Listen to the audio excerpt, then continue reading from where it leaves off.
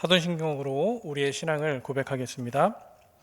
나는 전능하신 아버지 하나님, 천지의 창조주를 믿습니다. 나는 그의 유일하신 아들, 우리 주 예수 그리스도를 믿습니다. 그는 성령으로 잉태되어 동정녀 마리아에게서 나시고 본디오 빌라도에게 고난을 받아 십자가에 못 박혀 죽으시고 장사된 지 사흘 만에 죽은 자 가운데서 다시 살아나셨으며 하늘에 오르시어 전능하신 아버지 하나님 우편에 앉아 계시다가 거기로부터 살아있는 자와 죽은 자를 심판하러 오십니다. 나는 성령을 믿으며 거룩한 공교회와 성도의 교제와 죄를 용서받는 것과 몸의 부활과 영생을 믿습니다. 아멘. 찬송 126장으로 함께 찬양하시겠습니다.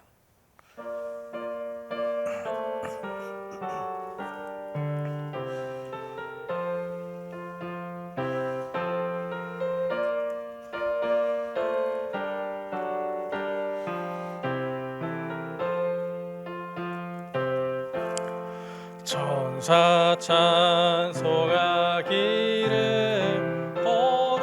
거룩하신 구주께 영광 돌려보내세 구주 오르라셨네. 크고 작은 나라들 기뻐하다 파여라.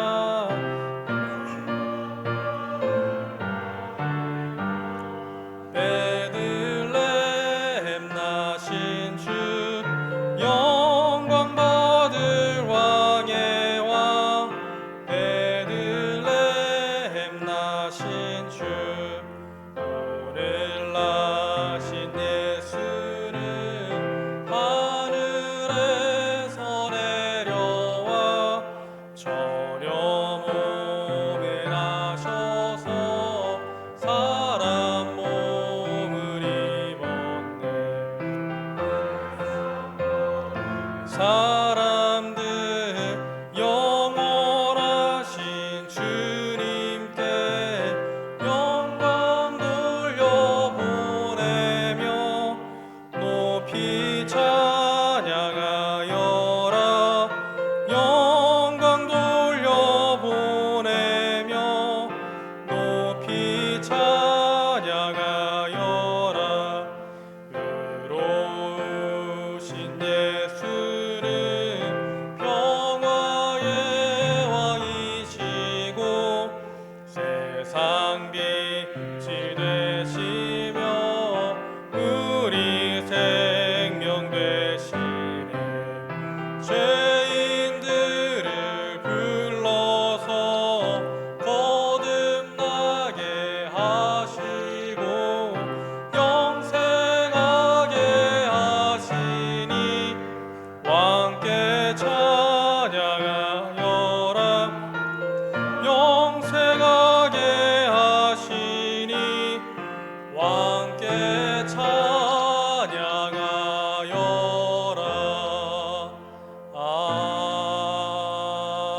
아멘.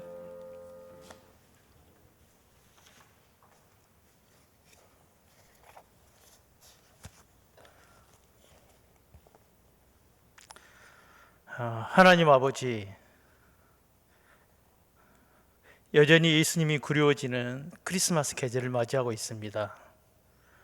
인간의 죄악과 어둠의 역사를 뛰어넘어 어제도 오늘도 온 인류의 마음속에 크리스마스의 은혜를 선포하시는 주님의 극진한 사랑을 찬양합니다. 세상은 온통 코로나의 소음으로 가득하고 코로나 분류를 말하며 희망을 잃은 소식들이 넘쳐나고 있습니다. 그래서 우리는 주님을 더욱 예비합니다. 세상은 코로나 전염병으로 더욱 황량하고 깜깜한 들판 같지만은 오늘도 들녘에서 밤을 지새우는 목자처럼 생사를 걸고 먼 여행을 통해 예배한 동방박사처럼 세상의 빛과 구세주로 오신 주님을 더욱 경배하게 하옵소서. 코로나의 긴 터널을 빠져나올 때 우리는 주님의 섭리와 역사를 목도하게 될 것입니다. 비록 빛이 보이지 않는 세상이 깊은 어둠처럼 보이지만은 역사의 고비고비마다 세상을 주관하신 주님을 우리는 보았고, 또한 주님의 사랑과 은혜를 우리는 믿습니다. 하늘의 영광이요 땅에서 기뻐하심을 입은 사람 중에 평화의 복음이 온 세상을 정복하는 기쁨을 누리는 온전한 크리스마스가 이 땅에 속히 오기를 소망하고 있습니다. 이 사명을 위해 명성기호를 세우시고 우리를 부르시는 소명을 따라 우리와 우리의 다음 세대를 사용하여 주시기를 원합니다. 오늘 특별히 주님이 사랑하시는 신영섭 목사님을 통해서 코로나 팬데믹 상황에서 역사하시는, 그리고 섭리하시는 주님의 마음을 깨닫게 하실 것을 기대하고 있습니다. 코로나 상황에서 신앙과 자녀 문제로 고민하고 기도하는 부모들에게 주님의 말씀으로 말미암아 하늘의 지혜를 얻게 하옵소서. 지금도 말 못할 여러 어려움에 처한 가정들, 자녀 문제로 주님 앞에 간절히 기도하고 있는 부모들, 자녀들에게 더 이상 희망을 가질 수 없다고 좌절한 부모들에게 오늘 말씀을 통해 마음과 영혼에 해갈이 되는 기쁨을 맛보게 하옵소서. 주님, 어쩔 수 없이 성경으로 나오지 못한 많은 성도들이 유튜브로 통해 말씀을 경청하고 있습니다. 성령님, 그들을 불쌍히 여겨주시고 가정마다 주님이 자정하여 주옵소서. 비록 TV나 컴퓨터를 통해 시청하지만 시의 공간을 초월하여 존재하시고 역사하시는 주님 앞에서 귀한 말씀을 듣는 풍성한 은혜를 내려 주시옵소서. 우리를 넘치도록 사랑하시며 크리스마스 계절의 주인공이 되시는 우리 주 예수 그리스도의 이름으로 기도드립니다. 아멘.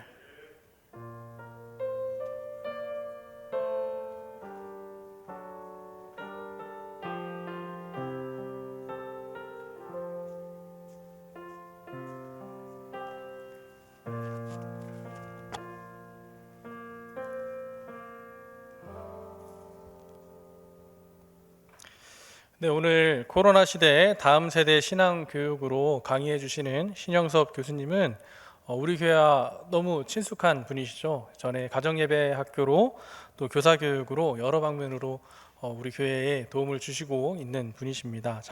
장로회 신학대학교 신영섭 교수님 나오실 때에 우리 박수로 맞아주시면 감사하겠습니다.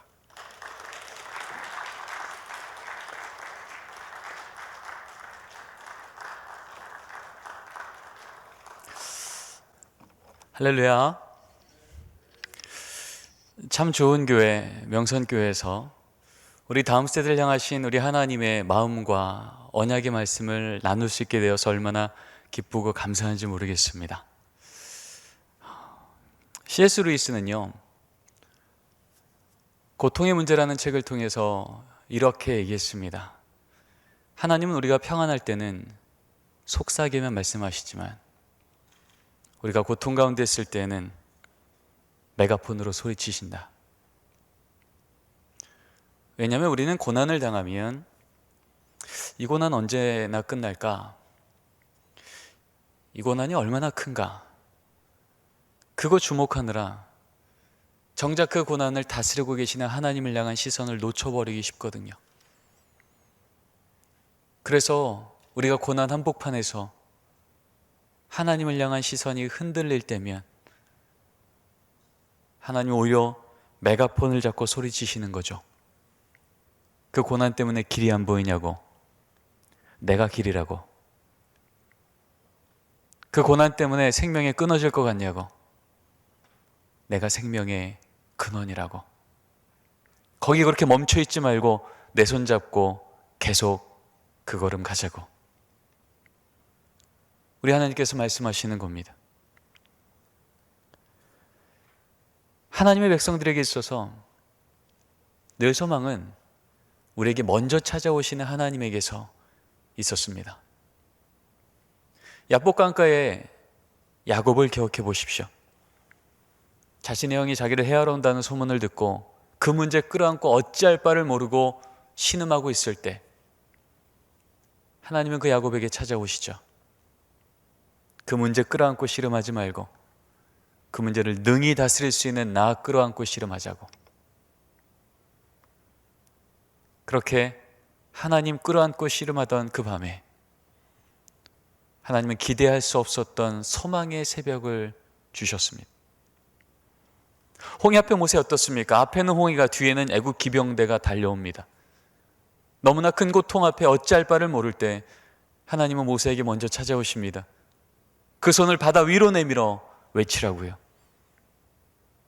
바로 그때 하나님은 그 모세에게 했던 말씀을 통하여 나를 죽일 것 같던 그 고난의 그 홍해 바다가 나를 죽이러 오는 애굽 기병대를 눈앞에서 수장시키시는 생명의 바다로 뒤집어 놓으셨습니다.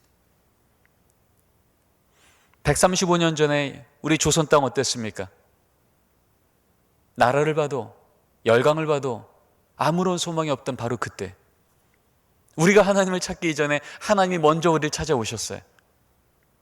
젊은 선교사의 손에 들렸던 성경 말씀을 통하여 복음을 듣게 하시고 그 복음을 통하여 나라와 민족이 깨어나게 하시고 전쟁의 역사 위에 위대한 주님의 몸된 교회를 세운 것, 먼저 찾아오신 하나님을 인하여 우리가 걸어왔던 은혜의 역사입니다.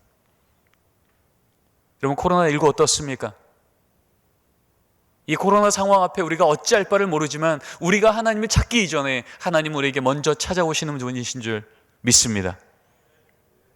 우리에게 찾아오셔서 여기 내가 이 코로나보다 크게 역사하실 하나님의 생명길이 있다고 그렇게 우리에게 말씀하신 그 음성을 우리는 신뢰하기에 이 밤 다 모이지 못할지라도 온라인을 통하여 우리 또 이렇게 하나님의 한 사건, 한 말씀 앞에 모여서 경청하며 그 말씀 앞에 순종하겠다고 모이게 된 줄 믿습니다.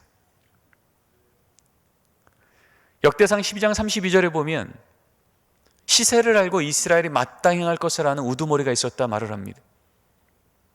왕정시대 때 왕이 바뀌는 상황이에요. 그런데 하나님께서 무엇을 주목하느냐?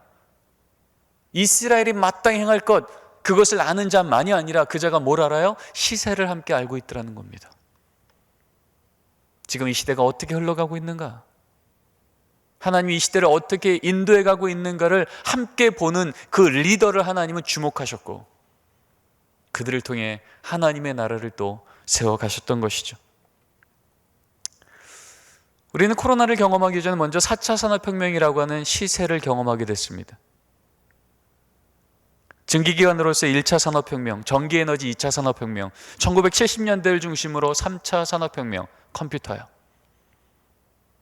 그리고 빠르게 보면 2000년 초반, 아무리 늦게 봐도 2016년 때부터 우리는 정보와 기술과 기계가 융합하여서 이전과는 전혀 다른 삶의 양식을 살아내고 있는 4차 산업혁명을 경험하게 되었습니다. 4차 산업혁명을 다보스 포럼에서 말했던 클라우드 슈밥이 우리나라를 3년 전에 방문했을 때 이렇게 인터뷰를 합니다. 앞으로 미래는 큰 물고기가 작은 물고기를 잡아먹는 시대가 아니라 빠른 물고기가 느린 물고기를 잡아먹는 시대가 될 것이다. 이렇게 말한 지 3년이 채 되지 않았는데 벌써 우리나라는 세상이 바뀐 것을 경험하게 됩니다. 큰 나라가 작은 나라가 아니라, 큰 기업이 작은 기업이 아니라, 큰 교회가 작은 교회를 일방적으로 영향 주는 시대가 아니라 이제는 이 시대가 어떻게 끌어가는지, 어떻게 흘러가는지, 어떤 가치 가운데 집중하는 시대가 됐는지 그것을 먼저 분별하고 준비하고 영향을 끼치는 바로 그들이 이 시대를 이끌어가는 시대가 되었습니다. 그 변화는 가장 먼저 경제 쪽에서 일어났죠. 세계 시가총액 10대 기업을 보면 3차 산업혁명의 끝자락이라고 하는 2007년도에 볼 때 세계 시가총액 10대 기업 중에 딱 한 기업만이 디지털 플랫폼이었습니다. 나머지는 다 물리적 자산을 운영했던 회사들이에요. 그런데 4차 산업혁명이 들어서자마자 10대 기업 중에 7개 기업이 디지털 플랫폼으로 바뀝니다. 물리적 자산이 10년 동안 34% 감소한 것에 비하여 디지털 플랫폼은 700%가 성장하는 변화가 일어납니다. 1년이 지나니까 이제 10대 기업 중에 8개 기업이 디지털 플랫폼이 됩니다. 경제가 이렇게 변하면 어떻게 될까요? 문화가요, 제조가요, 교육이요, 과학이요. 1년 전에 우리 아이들한테 물었습니다. 이렇게 물었죠. 얘들아, 너희들 궁금하면 어떤 걸 통해서 그것이 옳은지 그른지를 판단하니? 저만 해도요, 어렸을 때 궁금할 때 숙제할 때 무엇을 펴봤냐 하면 늘 저는 동화전가를 폈습니다. 지금 고개를 끄덕이시는 분들은 저랑 같은 세대십니다. 동화전가를 보면 거기에 답이 있었다고요. 대학생이 돼서 무언가가 진짜 그것이 옳은지 그른지 판단하려면 저 여의도 가서 국회 도서관 가서 그 분야에 논문을 펴보면 확인이 된 거예요. 누가 뭐래도 여기 이렇게 적혀 있네. 그렇게 세상을 학습하고 세상을 배워가고 내 삶에 도움이 될 것과 내 삶에 해가 될 것을 분별하는 시대였다고요. 그런데 딱 1년 전에 우리 아이들한테 물었더니요, 우리 아이들이 이렇게 대답합니다. 온라인 동영상 37, 포털 검색 34, SNS 21, 합해서 92%. 10명 중에 9명은요 클릭이 학습이라는 겁니다. 유튜브가 선생님이고요, 같은 동영상을 보는 친구들이 학습 공동체가 됐다는 겁니다. 지금 이것이 나한테 도움될지 해가 될지 그것을 그들은 이제는 클릭을 통하여 세상을 학습하고 이해하고 영향을 주고 가치를 공유하더라는 거죠. 이것이 10대만의 얘기일까? 10대가 99, 20대가 91, 30대가 87, 40대가 85. 근데 50대 이상이 되니까 다시 89로 올라갑니다. 이게 1년 전의 통계입니다.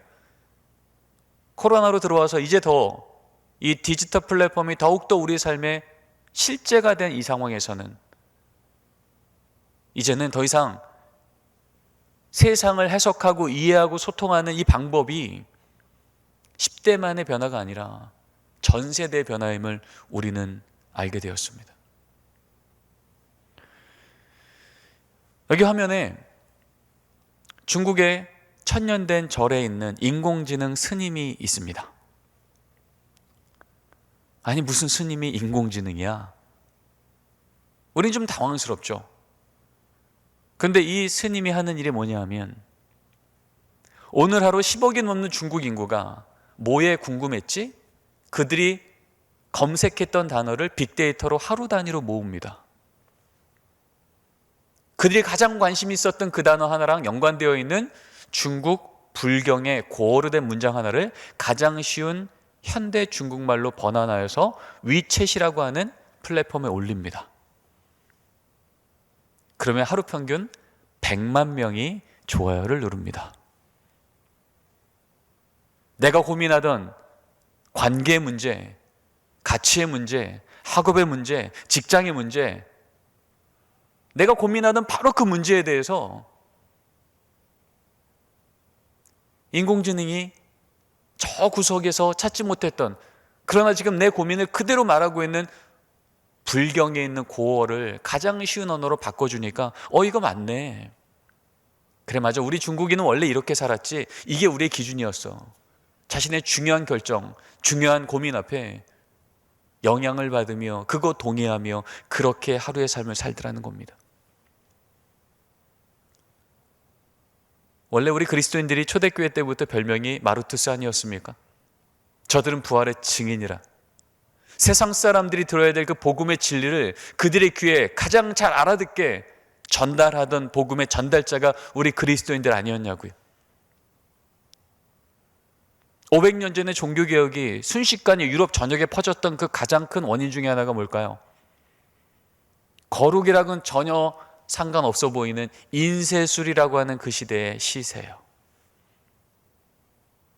인쇄술이라고 하는 그 시대의 사람들이 자신의 생각을 유통하고 전달하는 그 통로 위에 말씀을 번안하여서 딱 얹어놓으니까 유럽 전역에 순식간에 종교개혁의 운동이 퍼졌던 겁니다. 하나님의 진리의 말씀을 지금 이 시대 사람들이 어디를 통하여 듣나, 어떻게 영향받나, 그들이 무엇을 통하여서 그들의 삶의 중요한 부분을 분별하나, 이것을 시세를 알고 이스라엘에 마땅히 행할 것을 아는 바로 그 리더들이 원래 우리 그리스도인들이었습니다. 지금 불교조차도 이렇게 이 시대 시세 앞에 어떻게 해야 자기들이 생각하는 자기들의 이야기를 전할까 고민할 때에 원래 이것의 전문가였던 우리 그리스도인들은 어떻게 하고 있습니까?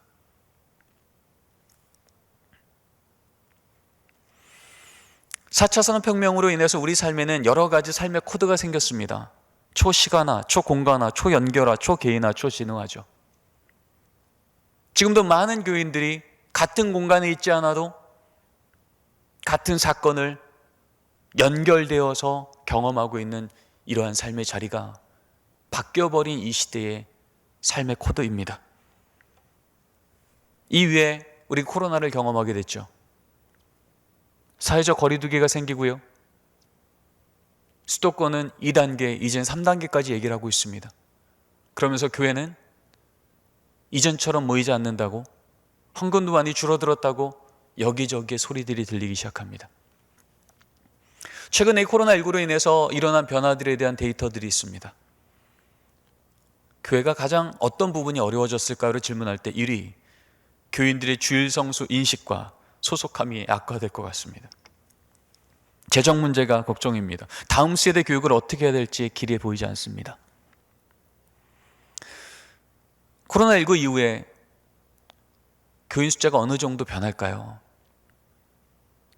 1위는 10%에서 20%, 심지어는 40% 이상 감소할 것이라고 하는 예측도 적지 않습니다. 이 코로나 상황 앞에 종교가 어느 정도 신뢰도를 잃었습니까? 라는 질문 앞에 불교가 5.3, 카톨릭이 8.1에 비하여 우리 개신교는 63.3%가 나왔습니다. 세상은 그렇다 치고 지금 우리 교회 안에 있는 우리 교인들의 가장 중요한 예배에 대한 인식이 어떻게 변했는가가 우리에겐 충격입니다. 6개월 전에 물었을 때 코로나 끝나면 현장 예배 드리실 겁니까? 라는 질문 앞에 당연히 현장 예배 드려야죠 라고 말한 사람은 40.7%밖에 되지 않았어요. 54.6%는요 집에서 TV로 보는 것도 괜찮던데요, 뭐 가정 예배로 대체해도 되겠던데요. 이렇게 주일 예배에 대한 인식이 무너지기 시작했어요. 그런데 한 달 반 전 최근에 똑같은 질문을 했더니 우리에겐 더 충격적인 결과가 나왔습니다. 교회 현장을 지켜야죠라고 말한 사람은 28.7%, 10명 중에 셋도 채 현장을 지키겠습니다고 말한 사람이 없더라는 거예요.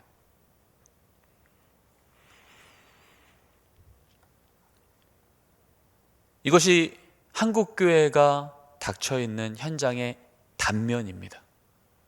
물론 우리 명성교회는 이 자리를 너무나 잘 지키고 계시지만 우리가 지금 닥치고 있는 공동체의 현실은 이렇다고 하는 것입니다. 미국의 가장 대표적인 기독교 리서치 기관 바나 리서치의 CEO인 데이비 킨나만이 최근에 이런 이야기를 합니다. 지금 이 시대 우리가 겪는 당황스러움은 죽음과 같은 삶의 위기가 왔을 때에도 우리 다음 세대들은 교회로 다시 돌아오려 하지 않는다는 것입니다. 적어도 부모 세대들은요, 교회를 떠나다가도 신앙을 느슨하게 했다가도 삶의 위기가 오면 다시 내 삶의 주인이신, 내 생명의 주인이신 하나님 앞에서 내 삶을 돌아보더라는 거예요. 교회 다시 나오더라는 거예요. 그런데 너무 당황스러운 것은 2000년대생부터 말하는 Z세대, 2010년도생부터 말하는 알파세대, 우리 다음 세대들은 삶의 위기가 와도 교회로 다시 돌아오려고 대안을 찾지 않더라는 것입니다.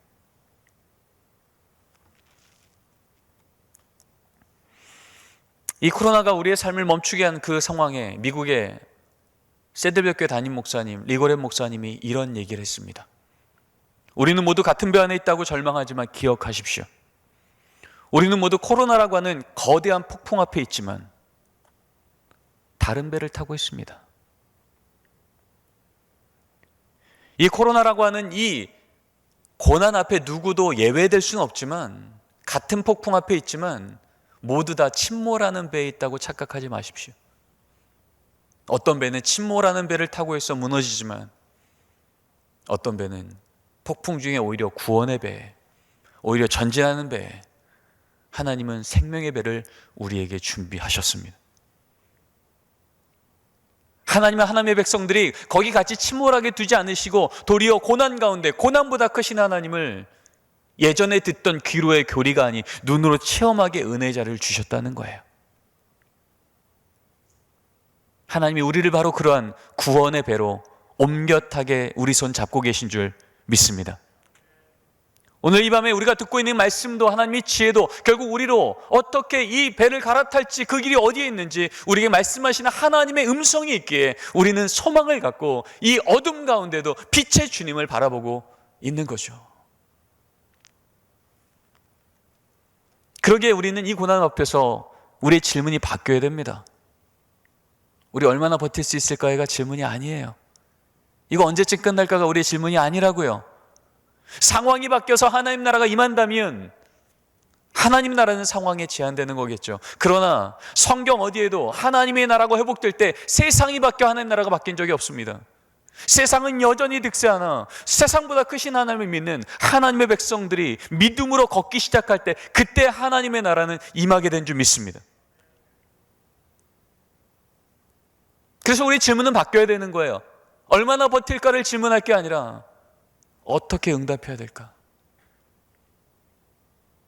이 고난보다 크신 하나님이 우리로 생명의 배로 옴겨타게 하신다면 우리가 어떻게 하나님의 음성을 듣고 어떻게 걸어가야 될까? 어떻게 응답할지가 우리의 질문이 되어야 된다는 것입니다.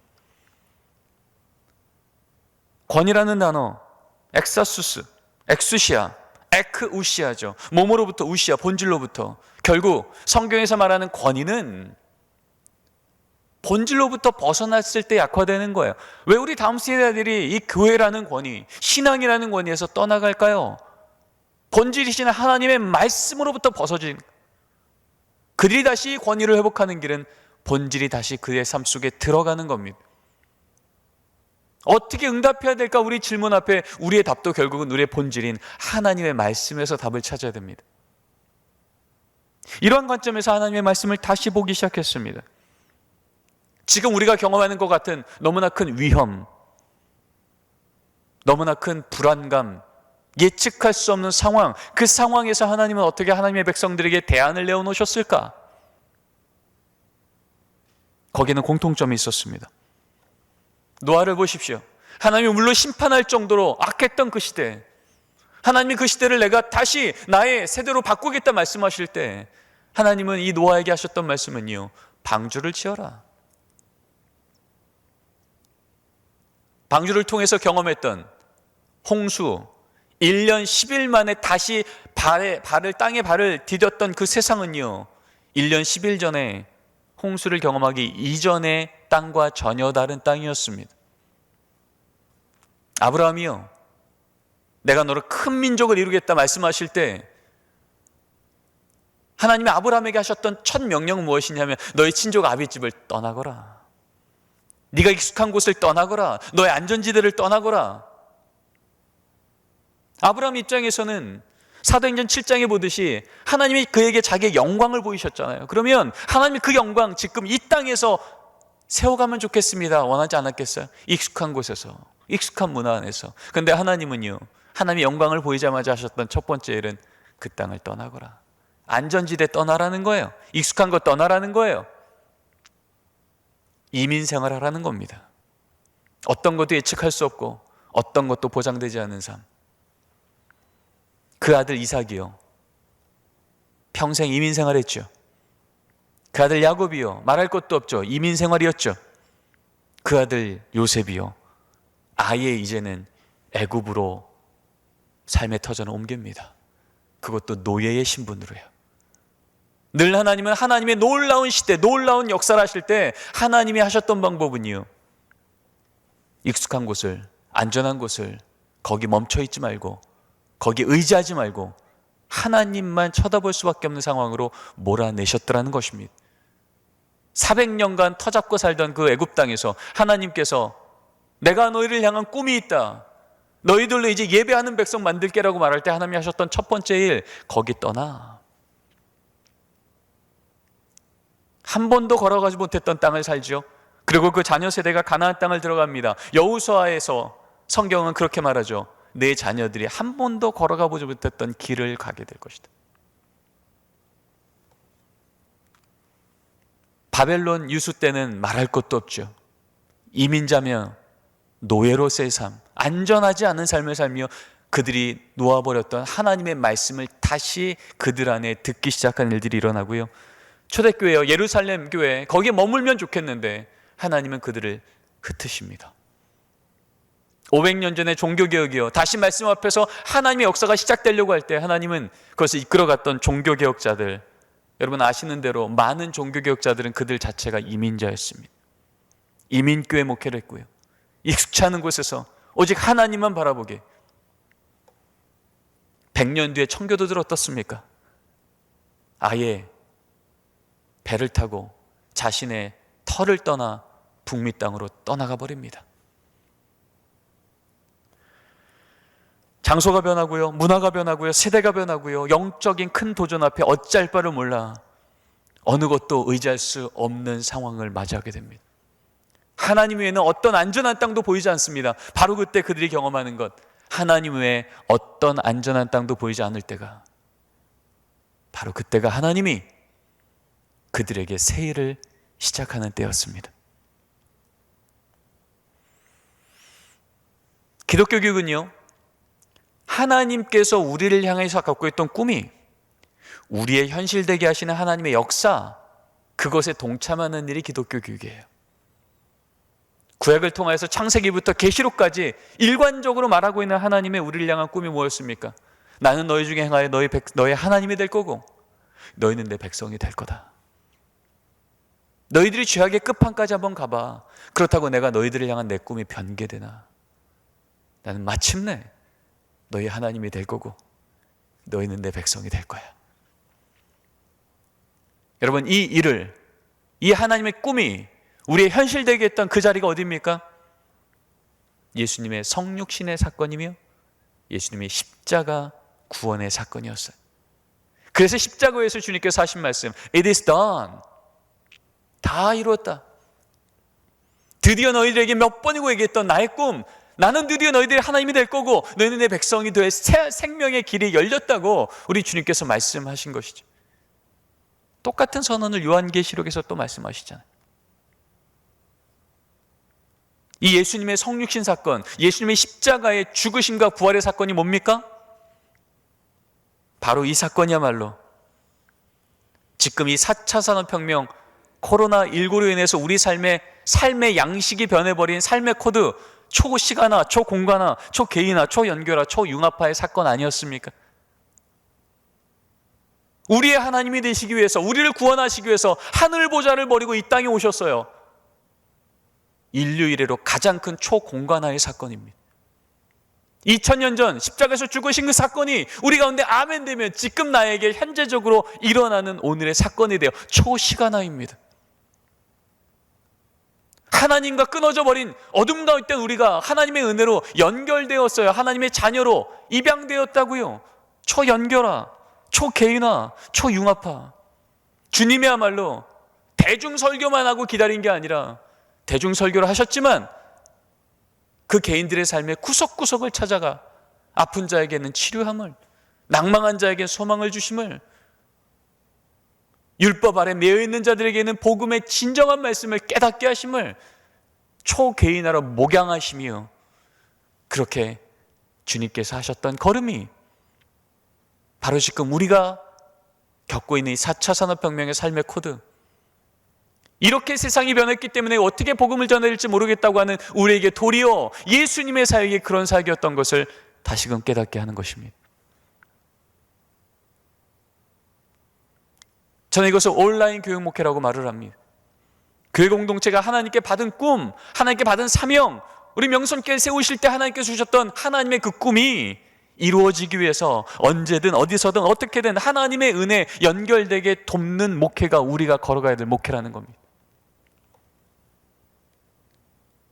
우리 하나님이요, 어떻게든 우리 살리려고 이 땅에 오시고 죽기까지 이전에 한 번도 보이지 않았던 전혀 새로운 길을 내셨던 게 우리 하나님의 대안이셨습니다. 존 웨스토프, 토마스 그룸, 찰스 포스터, 대표적인 기독교 학자들이 하는 이야기입니다. 강력한 신앙 공동체에는 믿음의 가정이건 믿음의 교회건 강력한 신앙 공동체 네 가지의 공동적 사건이 있는데 이 네 가지 요소가 있더라는 겁니다. 첫 번째, 그들에게 공통의 이야기, 공통의 사건, 공통의 의뢰, 공통의 비전이 있더라는 거예요. 그들이 모일 수 있으면 모이고 모일 수 없으면 모이지 못할지라도 어떤 상황이든 그들 안에 하나님이 그 공동체를 향해 갖고 있는 하나님의 이야기가, 공유된 이야기가 멈추지 않고 흘러가고 있으며 그 이야기로 인해서 같은 사건을 공유하고 있으며 그 사건을 경험한 자들이 함께 감사하며 같은 의례 예배를 드리고 그렇게 예배드리며 그들에게 주신 하나님의 새로운 꿈, 같은 집단 정체성으로서의 비전이 그들에게 고백되어진 사건, 이게 일어날 때 그 공동체는 강력한 신앙 공동체가 되더라는 거죠. 이것을 이루어내는 것이 우리의 부르심입니다.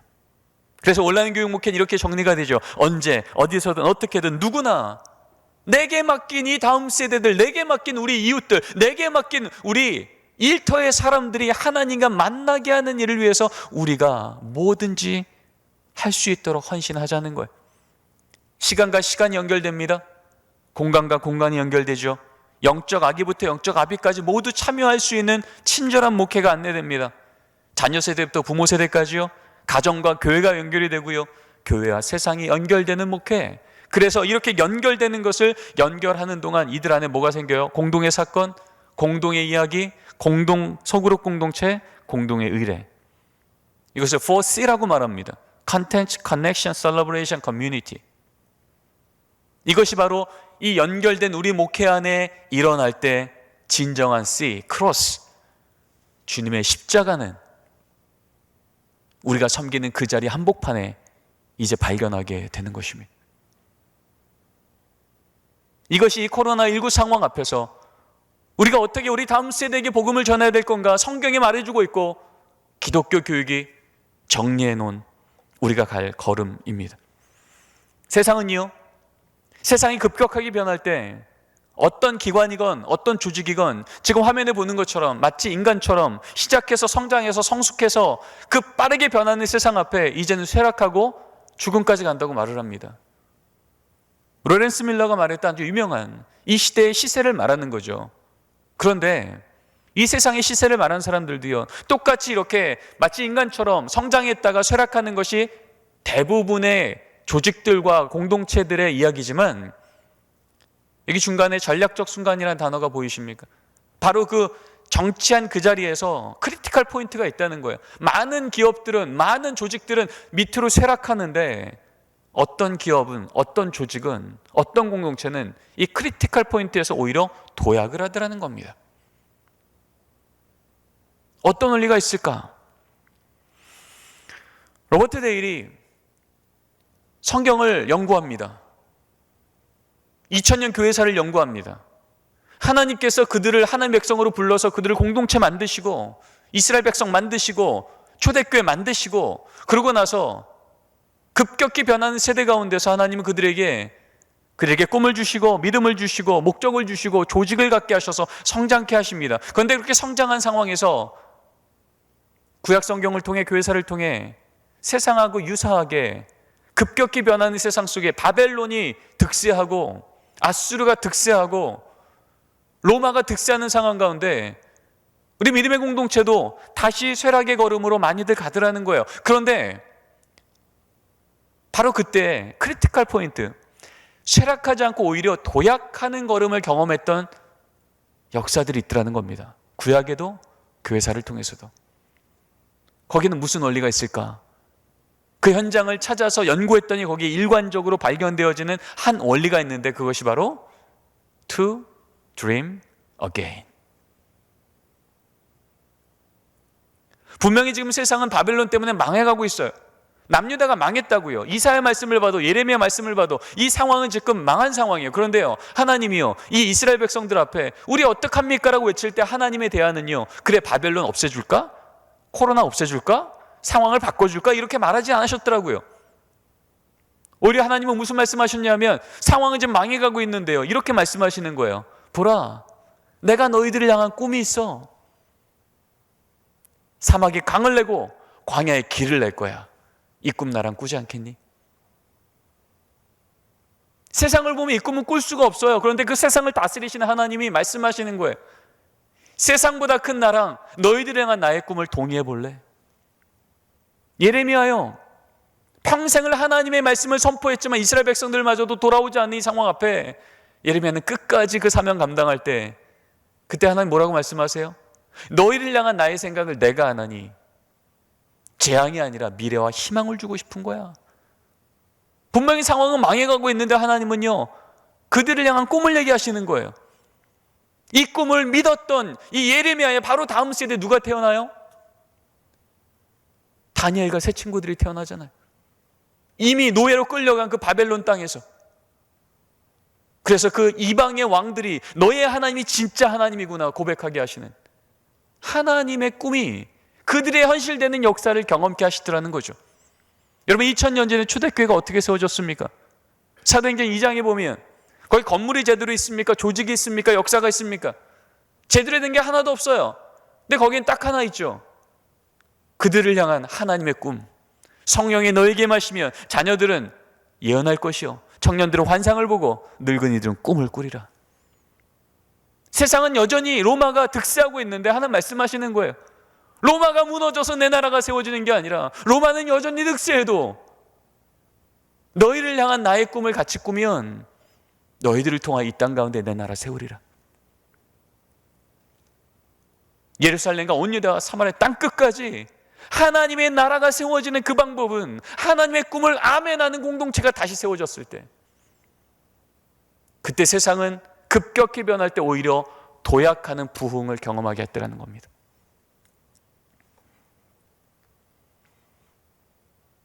미국 인디애나주에 그레인저 처치라고 있습니다. 이 교회 역시 미국의 세속화되는 문화 가운데서 젊은 부모들이 급격히 떠나갑니다. 부모가 떠나니까 당연히 자녀들이 교회를 안 나오죠. 이 상황 앞에 하나님이 이 담임 목사님한테 이번 주는 몇 명이나 왔나 또 머리숱 세던 이 교회에게 담임 목사님께 꿈을 회복시켜 준 거예요. 머리숱 세지 말고 너희를 향한 나의 꿈을 같이 꿔보지 않겠니? 그때 분별하게 된 그들을 향한 하나님의 꿈이 이것이었습니다. 우리는 하나님과 멀리 떨어져 있는 사람에게 예수님을 소개하고 예수님께 발을 옮길 수 있다면 뭐든지 할 겁니다. 이게 하나님이 위축해가고 점점 교인들이 모이지 않았던 그 교회에 주셨던 하나님의 꿈입니다. 이 꿈을 이 담임 목사님은 한 주, 두 주가 아니라 한 달, 두 달에 걸쳐서 지속적으로 선포하기 시작합니다. 여러분, 하나님이 우리를 향해서 이 꿈을 갖고 계십니다. 하나님과 멀리 떨어져 있는 내 자녀들에게, 하나님과 멀리 떨어져 있는 내 직장 동료에게, 하나님과 멀리 떨어져 있는 이웃에게 예수님을 소개하고 그가 예수님께 발을 옮길 수 있다면 우리 뭐든지 한번 해봅시다. 이게 하나님이 우리를 부르신 이유랍니다. 이 꿈을 회복하고 이 꿈을 전 교인들과 공유하기 시작할 때, 그때 이들 안에 이전에는 한 번도 걸어가지 못했던 새로운 목회적 시도가 실천된 거예요. 여기 지도에 보면 지금 여러 가지의 지역들이 나옵니다. 이 그레인저 처치도 우리 한국교회처럼 구역이 대부분 지역교구입니다. 그리고 일주일에 한 번 그 시간에 거기 안 가면은 주중에 교회를 모일 수가 없는 거예요. 구역 모임을 갈 수가 없는 거예요. 그러다 보니까 주중에 소그룹에 나오는 사람 퍼센트가 10%대에 머물고 있었습니다.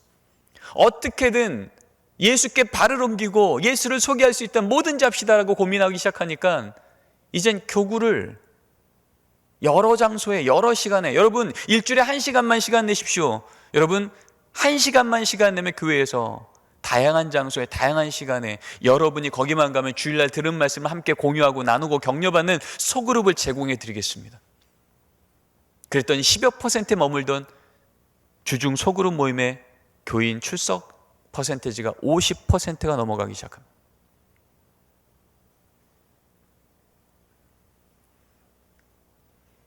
일주일 168시간 중에 1시간만 교회 학교 보내는 걸로 안 돼요. 집에서도 부모님들이 자녀들과 말씀을 같이 나눠주세요라고 아무리 강조했지만 별로 그런 가정이 없었다고요. 그런데 전교인하고 이 꿈을 나눈 거예요.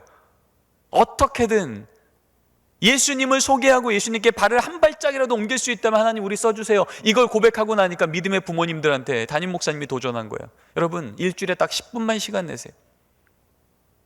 각 부서별로 예배드린 것 홈페이지에 3분짜리 메시지 압축본 올릴 테니 믿음의 부모님들 3분짜리 오늘 우리 자녀가 어떤 말씀 들었는지를 들으시고 그 옆에 컨버세이션 가이드 자녀들하고 이런 대화를 나눠보시고 페어런트 큐 연령별로 자녀들과 대화 나눌 때 이런 것들 참고해서 일주일에 10분만 시간 내서 우리 자녀와 가정에서도 주일날 들은 말씀을 좀 나눠보세요.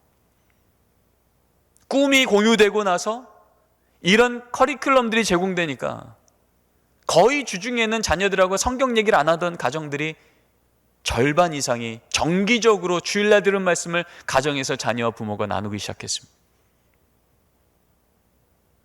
잘 안 보이던 젊은 부모들 다음 세대들이 회복되기 시작하고요.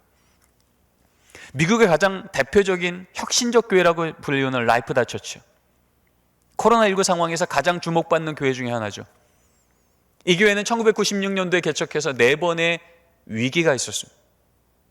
4번의 위기가 그들은 4번의 기회가 됐고 4번의 기회가 4번의 부흥이 됐다고 고백을 해요.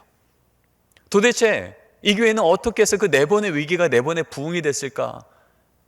전략적 순간에 내려가야 될 때 왜 어떻게 다시 도약이 됐을까? 거기도 여전히 동일한 원리가 있었습니다. 그 위기 때마다 크레이크 로셜 목사님께서 하나님께 이러한 꿈을 보게 되었습니다. 예수님의 헌신된 제자로 살도록 돕기 위해 우리는 할 수 있는 모든 것 다 할 겁니다. 우리 자녀가, 우리 이웃이, 우리 직장 동료가 예수님의 헌신된 제자로 바꾸기 위해서 하나님 제가 뭐 해야 될까요? 이 질문을 교인들하고 위기 때마다 던지며 같이 공유한 겁니다. 지금 우리는 온라인 예배를 드리지만 전 세계에서 온라인 예배를 가장 처음 시도한 교회가 이 교회입니다. 17년 전부터 온라인 예배를 시작했습니다. 17년 전에 왜 온라인 예배를 드렸냐 하면 그냥 편하게 집에서 예배 드리세요 이런 의미에서 드린 게 아니에요. 어떻게든 예수님의 헌신된 제자로 내 친구를, 내 자녀를, 내 직장 동료를 내가 오늘 들은 이 말씀을 그들도 듣게 하려고 하다 보니까요. 그냥 교회 오라 그러면 절대 오지 않을 그 친구들, 교회 문턱 넘기가 너무 힘든 내 직장 동료들, 그들에게 오늘 내가 들은 이 말씀을 영상으로 시작부터 끝까지 영상으로 만든 이것을 여러분 화면에 보이시는 인바이트라고 하는 이곳에 그 사람의 이메일 주소건 전화번호를 넣으면 딱 그 시간에 정확히 그들의 컴퓨터 혹은 핸드폰에 내가 오늘 경험한 예배가 들어가는 거예요. 이것을 보낼 때 문자 하나를 같이 보냅니다. 누구누구 씨 오늘 말씀 듣는데 당신 생각이 났습니다. 제가 기도하고 있는 거 아시죠? 오늘도 응원합니다. 사랑하는 아들 누구누구야, 오늘 하나님의 말씀 앞에 너무 큰 은혜가 됐는데 너도 이 말씀을 같이 들었으면 좋겠다. 그렇게 이 인바이트라는 곳에 넣어서 17년 전부터 오늘 내가 경험한 하나님의 은혜의 노출점을 넓히기 시작한 겁니다. 오른쪽 위에 있는 라이브 프레어라고 하는 이 클릭은요, 교인 입장에서는 우리 교구 목사님을 우리 집에 초대해서 예배드리고 기도 제목 나누고 기도받고 며칠을 기다려야 되는 거예요. 내가 아직 교회를 다니지 않는 사람이라면 내가 오늘 들었던 이 영상, 내가 오늘 봤던 이 예배 영상을 통해서 생겨나는 궁금점들, 질문들, 그 목사님한테 다시 묻기는 너무나 거리가 먼 겁니다. 그런데 여기 라이브 프레어라는 것을 클릭만 하면 실시간으로 교인이라면 나를 담당하고 있는 교구 목사님 핸드폰에 긴급 기도 제목이 올라가고 상담 제목이 올라가고, 그러면 실시간으로 긴급하면은 바로 그 시간에 목사님이 전화라든지 문자라든지 방문을 하든지, 그래서 그들이 어떻게든 예수님의 헌신된 제자로 예수님과 거리를 멀리하지 않고 한 발짝이라도 갈 수 있는 그 시간을 놓치지 않고 가게 하는 온라인의 사역을 17년 전부터 시작을 한 겁니다. 지금 이 코로나 상황 앞에 우리가 목회하기가 어려워졌다고 하지만 최근에 나온 많은 자료들은 우리에게 또 새로운 기회를 주고 있습니다. 5년 만에 가나안 교인 수가 100만 명에서 200만 명으로 늘어났다고 말해요. 그런데 그 가나안 교인들한테 물어본 거예요. 혹시 교회는 떠났지만 믿음은 계속 지키고 싶으세요? 놀랍게도 90%의 대답, 저 그래도 믿음은 지키고 싶습니다. 더 우리에게 놀라운 것은, 그럼 교회도 나가고 싶으세요? 56%에 해당되는 분들이 저 건강한 교회 있으면 나가고 싶습니다. 여러분, 200만 명의 56%면요 110만 명입니다. 한 영혼이 귀한 이 시대 110만 명의 가난한 교인들이요, 저 건강한 교회라면, 좋은 교회라면 저 그 교회 나갈 거예요. 저 좀 안내해 주세요. 이렇게 외치고 있더라는 겁니다.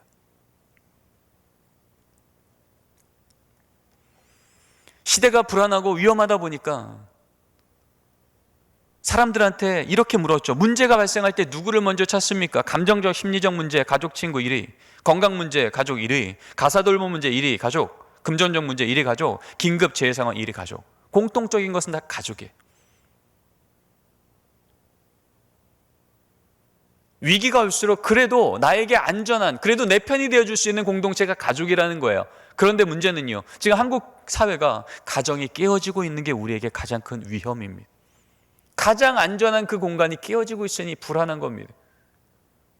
근데 여러분, 이 땅 위에 가정을 가장 먼저 세우셨고, 가정의 주인이시고, 가정이 어떻게 하나님 나라가 될 수 있을지 그 원리를, 진리를 가장 정확하게 전할 수 있는 기관이 어디입니까? 교회죠.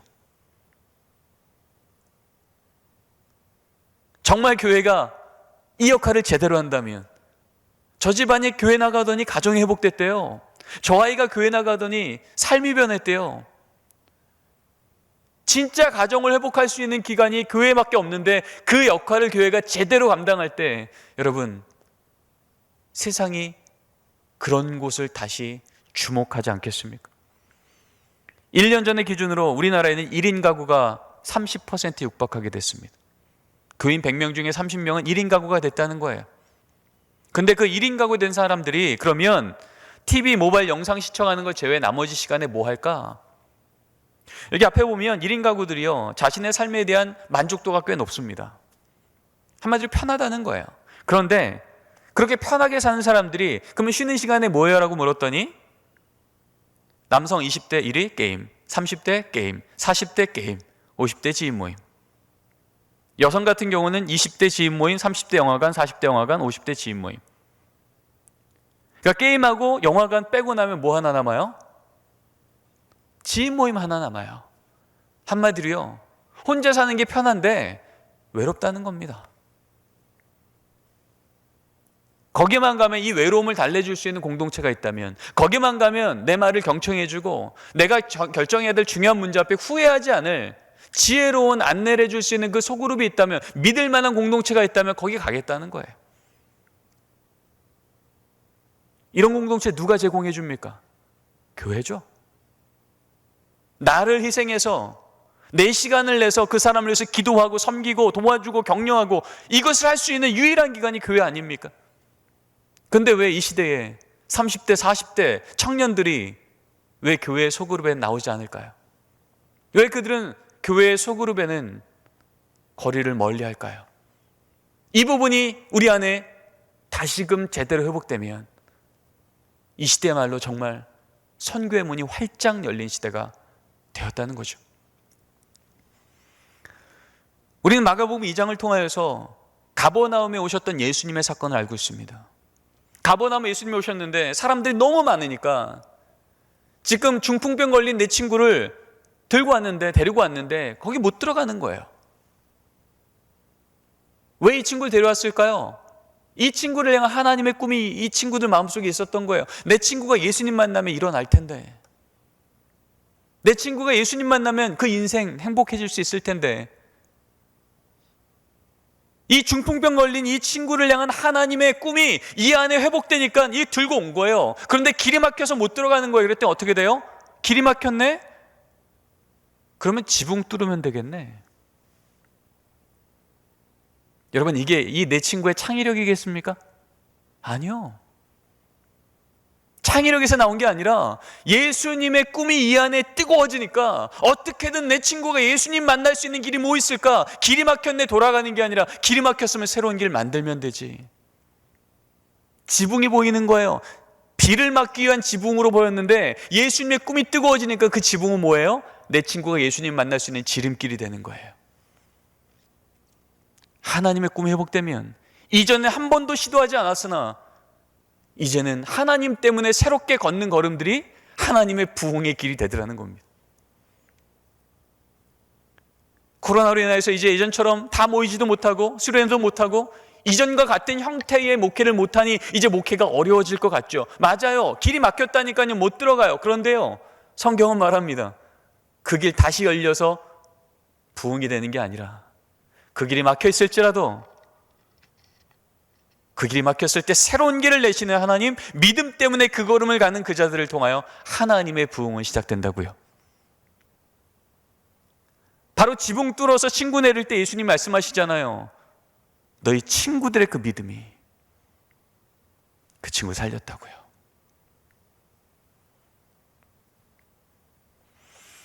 우리 아이들은 온라인으로 TV를 보고 온라인으로 게임을 하고 온라인으로 인터넷 강의를 들으며 온라인이 너무 익숙한 아이들이에요. 그런데요, 왜 유독 온라인 예배만 힘들어할까요?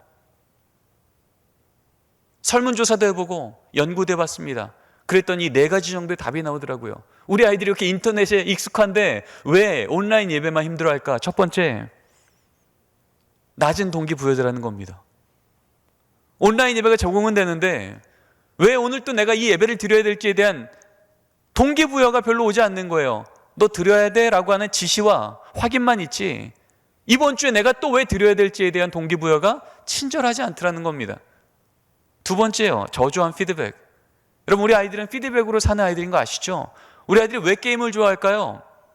조금만 열심히 하면 점수 올려줘요, 레벨 올려줘요, 아이템 줘요, 같이 게임하는 친구들이 칭찬을 해요. 이 피드백이 이 아이들로 하여금 계속해서 하게 하는 겁니다. 알파 세대 2010년도생부터는요 인공지능이 우리 아이들에게 음악을 틀어주고 인공지능이 우리 아이들에게 공부를 가르치잖아요.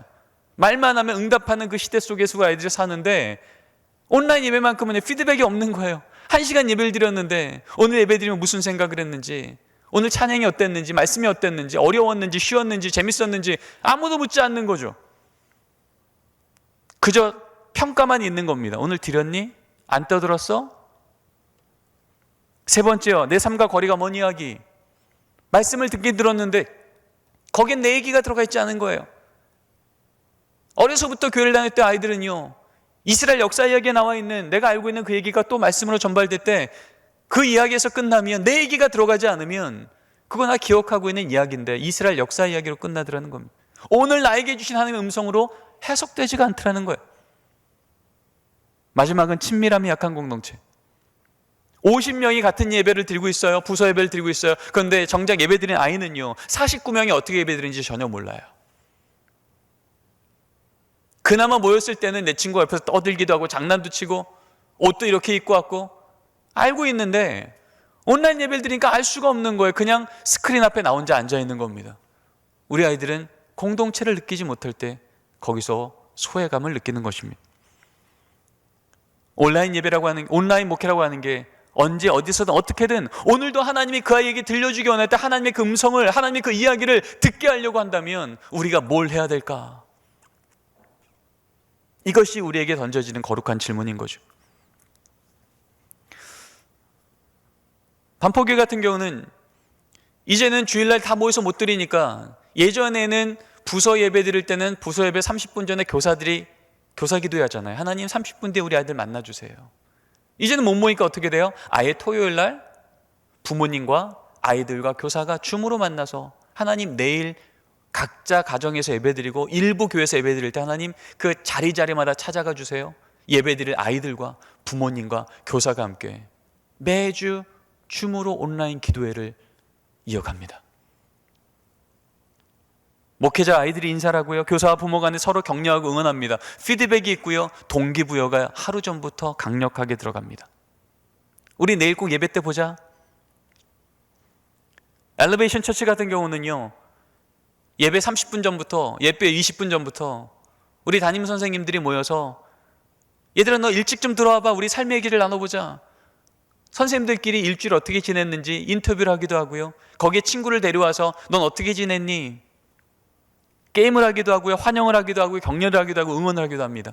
아이들이 예배 시간에 들어가는 게 아니라 예배 시간 30분 전부터 들어가서 그 안에서 친구들이 한 주 어떻게 살았는지, 또 오늘 예배는 어떤 일들이 있을지 서로 격려하고 인사하는 강력한 공동체성을 느끼는 사건을 경험합니다.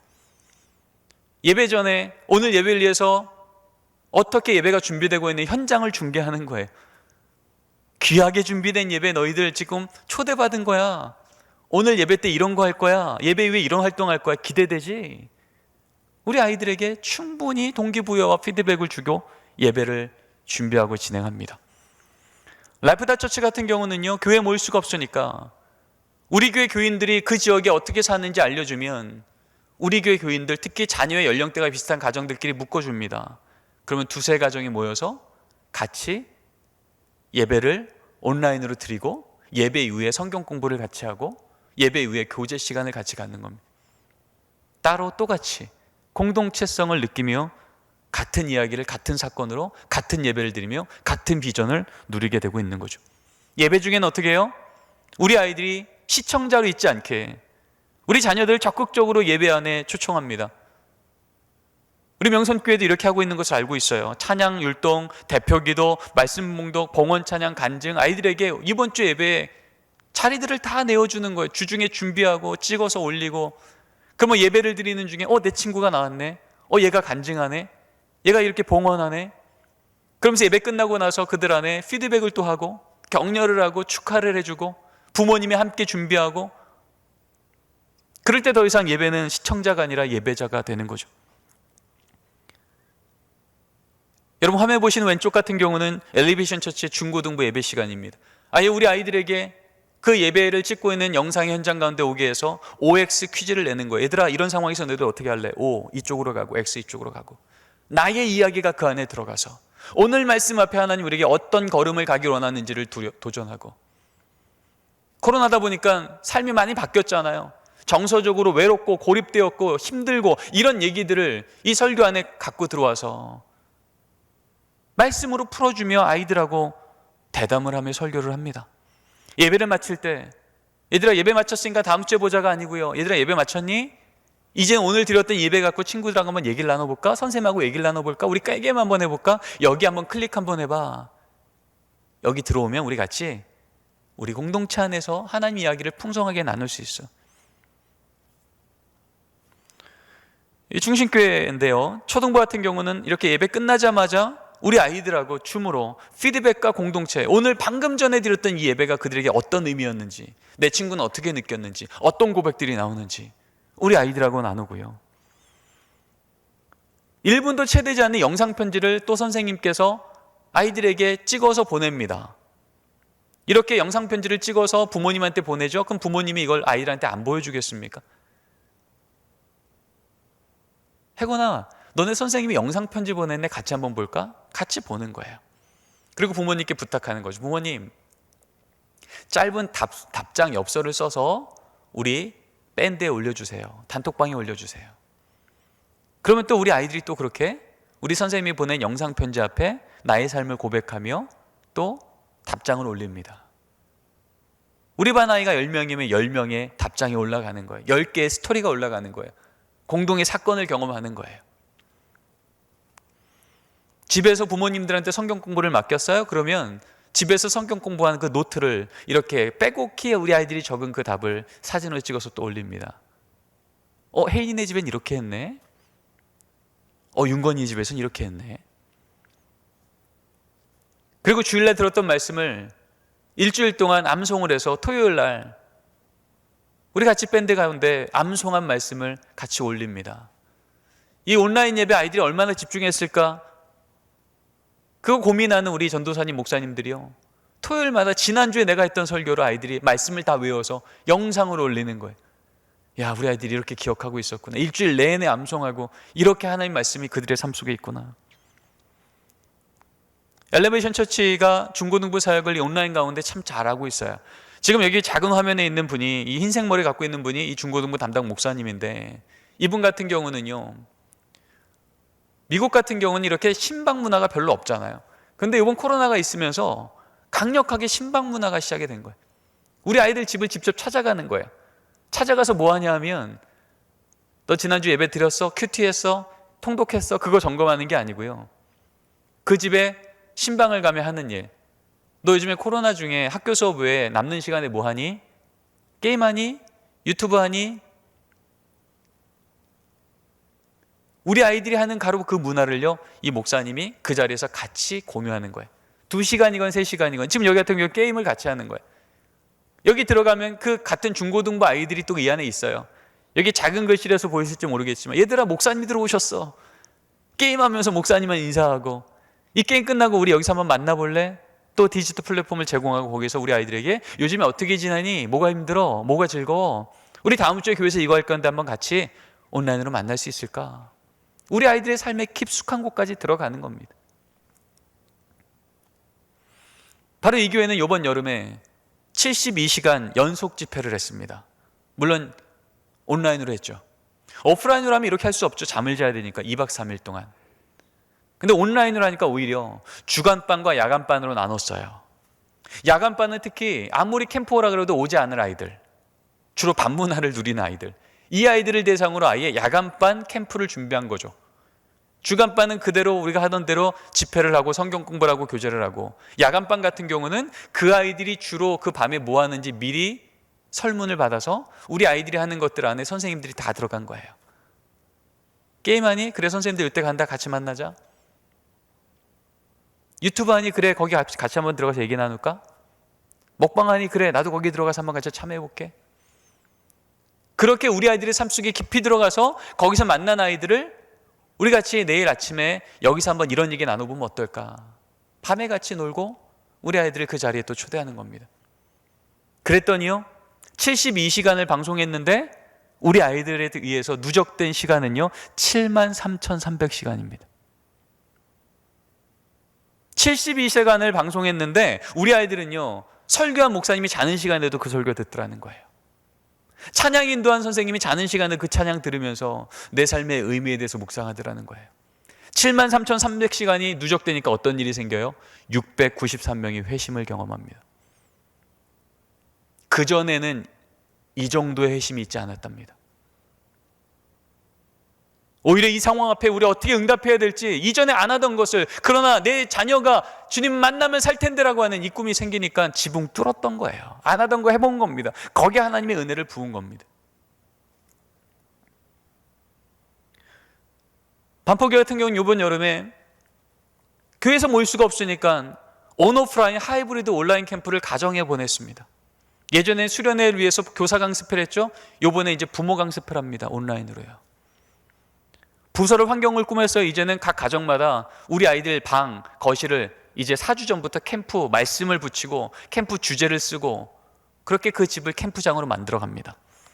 이전에는 캠프 앞두고 교사들 금식기도 했죠. 이제는 교사와 부모와 아이들이 함께 한 달 전부터 금식기도를 합니다. 예전에 캠프는 아이들만 참여했는데 이제 집에서 하니까 부모들이 같이 참여해요. 조부모가 같이 참여해요. 예전엔 그 장소 못 가면 캠프 못 갔는데 이제는 미국 버지니아에서 동시에 같은 시간에 온라인을 통해서 말씀을 듣고 성경 공부를 하고 활동을 하며 집에서 했던 것을 실시간으로 단톡방에 올려서 같이 공동의 사건을 경험하고 공동의 이야기를 누리고 있었습니다. 이렇게요, 본당에서 찬양하면 집에서 율동해요. 부서실에서 성경 공부 인도하면 집에서 부모님이 성경 공부를 인도해요. 찾아가는 가정 예배를 운영하기도 합니다. 이게 충신교회인데요. 코로나로 인해서 집에서 가정 예배 드리세요 하는데 가정 예배 드리고 싶은데 어떻게 드려야 될지 모르겠습니다 한 가정들을 불러다가 12가정을 불러다가 3주짜리 워크숍을 한 거예요. 저 가운데 저도 보이시죠? 저도 같이 참여했습니다. 가정 예배 드릴 때 뭐가 힘드세요? 그들의 질문들을 받고 연령별로 과제를 주고 워크숍을 하고 한 주 동안 미션을 줘서 그 다음 주에 와서 어떻게 했는지, 뭐가 어려웠는지 디브리핑 시키고 또 코칭하고 또 한 주간 살아보게 하고 3주를 그렇게 했더니 영적 리듬이 만들어지니까 이 12가정이 가정 예배를 지속하기 시작합니다. 그렇게 가정 예배 드릴 때 담당 선생님 혹은 담당 교육자분이 이렇게 줌으로 그 가정 예배 드리는 장면에 참여해서 같이 격려도 하고 같이 가정 예배를 드리기도 하고, 이제는 가정의 부모님들이 신앙교사 되어야 됩니다라고 하는 것이 기본이 되다 보니까 가정에서 신앙 양육하려고 할 때니 너무 많은 이슈들이 있는 거예요.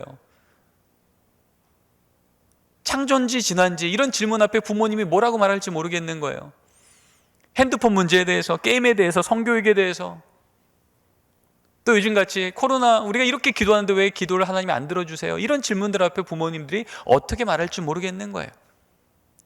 이런 우리가 쉽게 말하기 어려운 질문들 앞에 교회가 정기적으로, 여기 보시면 맨 왼쪽에 계신 분이 교육총괄 목사님이고요, 오른쪽 계신 분이 그 분야의 전문가고요, 가운데 있는 분이 학부모 대표예요. 정기적으로 교회에서 이렇게 강사를 불러다가 안내해 주는 거예요. 창조하지 나는 이렇게 설명하고 이렇게 안내해 주세요. 성의 문제는 이렇게 설명해 주세요. 자녀와 대화법은 이렇게 해주세요. 핸드폰 문제는 이렇게 해서 활용해 주세요. 신앙과 학업이 어떤 관계인지를 자녀하고 이렇게 한번 대화 나눠보세요.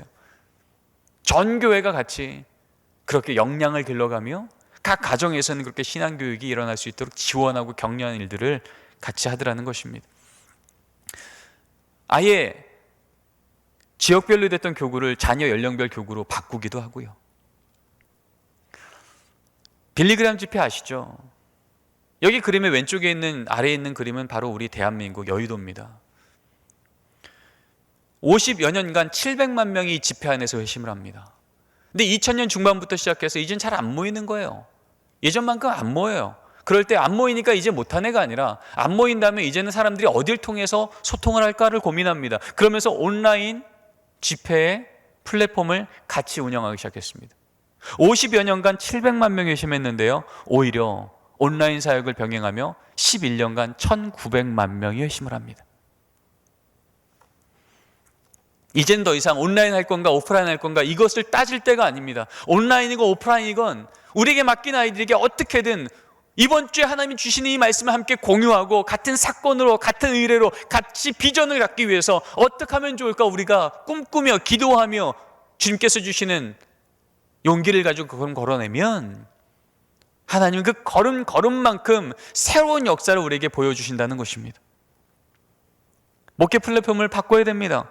예전에는 교회 건물 중심의 처치 투 처치였다면 이제는 처치 투 오프라인, 교회 사역 중심을 거쳐 이젠 교회 사건 중심으로 온라인 투 오프라인, 오프라인으로 못 모일 때 온라인으로 어떻게든 다 연결하고 연결된 그 같이 공유된 사건과 이야기의 그 공동체들이 기회 되는 만큼 교회로 다시 모일 수 있도록 도와주는 교회 사건 중심의 목회로 우리는 방향을 잡아야 됩니다. 저는 이 코로나 상황을 맞이하면서 제 안에 계속 묵상되었던 한 가지 말씀이 있습니다. 예수님이 십자가 돌아가시기 바로 전에 했던 세 가지의 비유 중에 하나, 열처녀의 비유죠. 낮부터 기다리는데 신랑이 오지 않아요. 밤이 됩니다. 피곤합니다. 잠이 듭니다.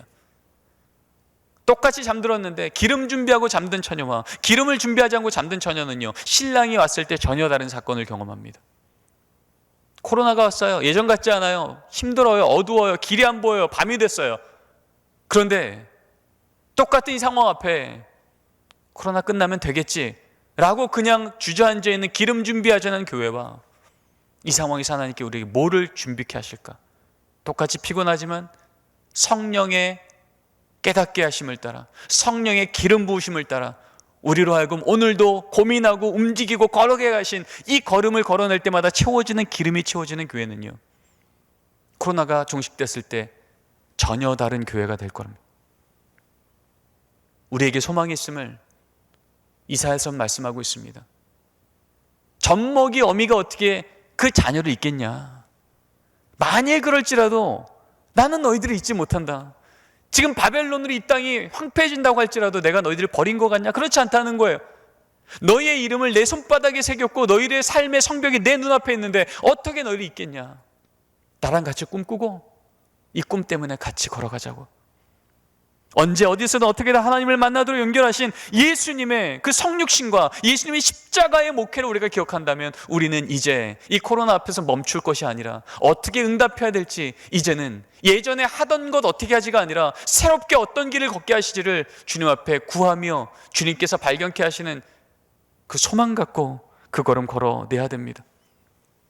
아까 말씀을 시작하면서 데이빗 킨나만이 했던 이 얘기를 말씀드렸습니다. 지금 이 시대의 위기는 삶의 위기가 와도 다음 세대가 교회를 찾지 않는다는 거죠.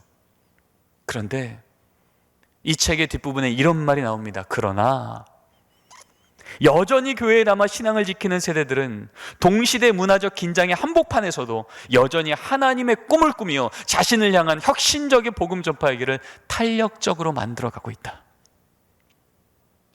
하나님 경험하지 않은 애들은 하나님을 경험한 적이 없으니까 위기가 와도 하나님을 찾지 않지만, 교회 안에서 하나님 제대로 경험한 아이들은요, 시대가 악할지라도 그 시대 문화 가운데 위축되지 않고요, 도리어 하나님이 날 향해서 어떤 꿈 갖고 있지? 하나님의 꿈을 갖고 있는 내가 어떻게 이 시대 가운데 하나님의 사심을 드러낼까? 혁신적인 복음 전파의 길을 멋지게 걸어가는 다음 세대가 여전히 있더라는 겁니다. 우리 명선교회 가운데 이런 멋진 다음 세대가 여전히 있는 줄 믿습니다. 이 세대들을 통하여서 하나님이 어떻게 지금 이 코로나19 가운데도 하나님은 지붕을 뚫어 하나님의 새로운 부흥을 우리로 보게 할까? 하나님은 그 길을 여러분들을 통하여서 보기를 기대하고 있는 줄 믿습니다. 기도하시겠습니다. 하나님 감사합니다. 오늘 이 한 시간을 통하여 코로나19 가운데에도 우리를 향하신 하나님의 꿈이 무엇인지를 집중하며 그 하나님의 꿈 때문에 우리로 하여금 이 걸음 멈추지 않고 도리어 이전엔 걷지 않았던 새로운 걸음을 힘있게 걷게 하시는 하나님의 격려와 위로하심을 들었습니다. 주님, 예수님을 통해서 보여주셨던 것처럼 초공간화, 초시간화, 초연결화, 초개인화, 초융합화, 그 사건이 하나님 지금 이 시대에 우리를 통하여서 우리 다음 세대에게 해야 될 우리의 과제인 것을 우리는 다시금 생각해 봅니다. 주님, 우리로 시간과 공간을 뛰어넘어 역사하신 그 하나님의 은혜를 믿기에 우리로 이 상황에 제한받지 말고 우리로 하게 하시는, 걷게 하시는, 발견케 하시는, 새롭게 시도케 하시는 이 믿음의 걸음 힘차게 걸어내는 명선교회 모든 믿음의 부모 세대에게 도와주시옵소서. 그렇게 역사하실 하나님을 믿사오며 이 모든 말씀 예수님의 이름으로 기도드립니다. 아멘.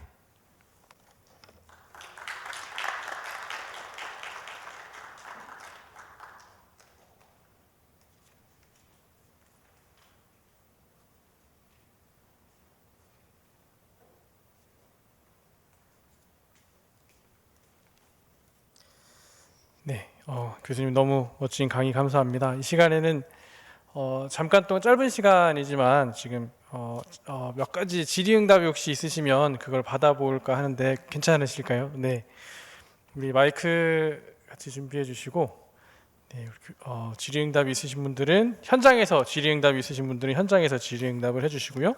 저는 지금 온라인으로 참여하고 있는 선생님들의 질의응답을 같이 한번 보고 제가 여기에서 바로 묻고 답하는 시간을 좀 가져보려고 합니다.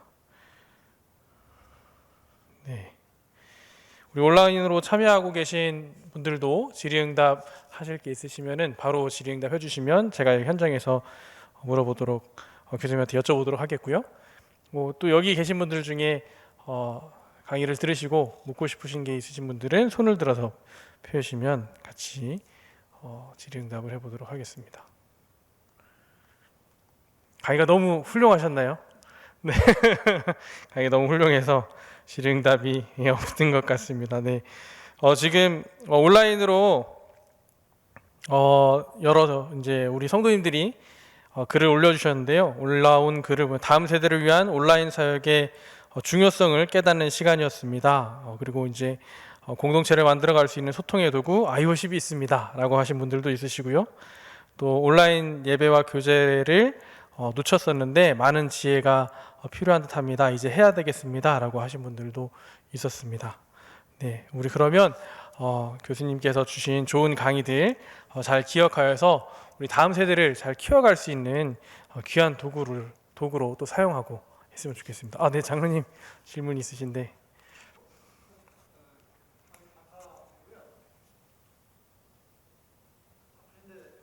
가지고 귀한 강의해 주셔서 너무 감사드립니다. 아까 강의 중에도 말씀하셨지만 뭐 강의하고는 조금 질문이 다를 수도 있는데요. 그 강의 중에도 이제 따님 혜인이 얘기하셨는데 전에도 강의하실 때 가정예배 강의하실 때 그 가정에서 목사님 가정에서 가정예배 드릴 때 녹음도 하고 뭐 기록도 하고 하신다고 그랬고 사모님께서는 그 혜인이한테 매일 이렇게 노트에다가 그 메시지를 적어서 준다고 하셨는데 지금도 그렇게 하시는지 그거 하나고 또 하나는 저희가 얼마 전에 온라인 가정 예배를 처음으로 한번 해봤습니다. 12가정이 참여를 해서 과연 되겠는가 참 그렇게 했는데 의외로 또 장점이 있었습니다. 그 어느 곳에서나 어느 때나 참석할 수 있는 그런 장점이 있어가지고 심지어 어떤 가정은 제주도에 이제 한 가정 단위로 이제 한 달 살기 위해서 갔는데 거기에서 또 참여를 했습니다. 또 어떤 가정들은 가족 캠프를 가서 그 캠프장에서 참여를 하고 그런 장점들이 좀 있었거든요. 그런 점을 한 가지 더 말씀을 드립니다. 여기서 대답할까요? 올라가서 할까요?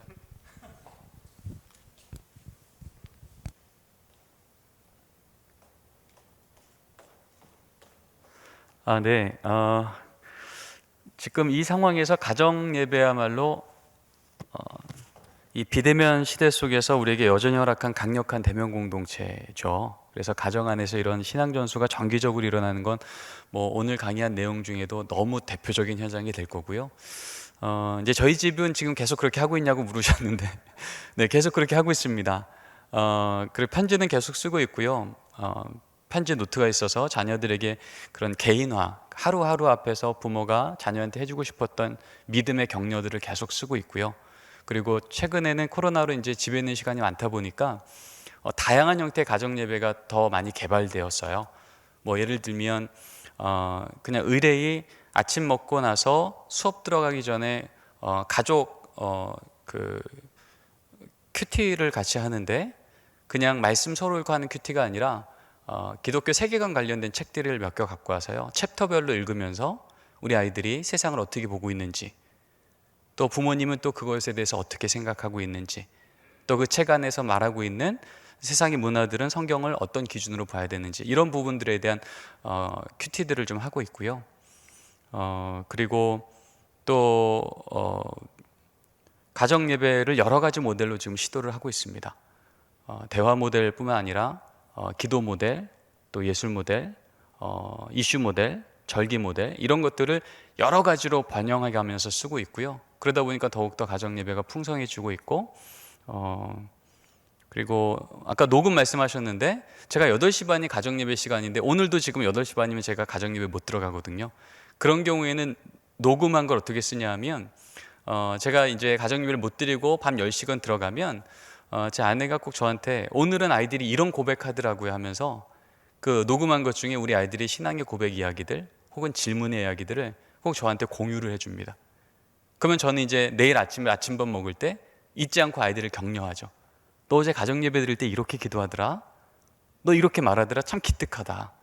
그러면서 우리 가정 안에 가족이 다 못 모일지라도 모이는 가정 안에서 나눴던 얘기들이 아까 얘기했죠, 공유된 이야기가 공유된 사건이 되고 공유된 의뢰가 돼서 공유된 비전이 되는 그런 강력한 신앙 공동체가 만들어지도록 할 수 있는 구체적인 자리가 바로 가정 예배가 되더라, 그 말씀을 좀 드리고 싶고요. 그리고 그런 온라인으로 하는 가정 예배, 가정 예배하는 그 그룹들이 서로 모여서 또 격려받고 또 안내받는 것, 그런 것들은 지금 저도 지금 몇 그룹이랑 같이 하고 있는데 아주 효율적으로 잘 되고 있어요. 그런 것들은 또 명선교회도 지금 하고 계시다니까 더 그것들을 좀 강력하게 좀 도전해서 여러 그룹들이 세워지면 참 좋겠다, 그런 생각이 있습니다. 네. 또만 더 받으면 좋을 것 같은데 혹시 있으신가요? 네. 없으신 것 같습니다. 네. 네, 감사합니다, 교수님.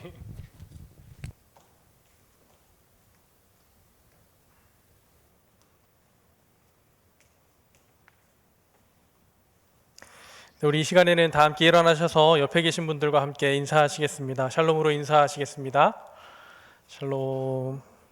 네, 찬송가 359장 함께 찬양하시겠습니다.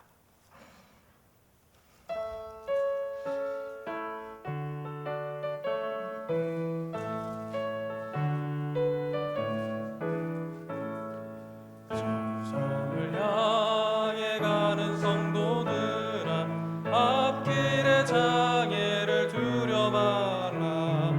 성령이 너를 인도하시리니 왜 지체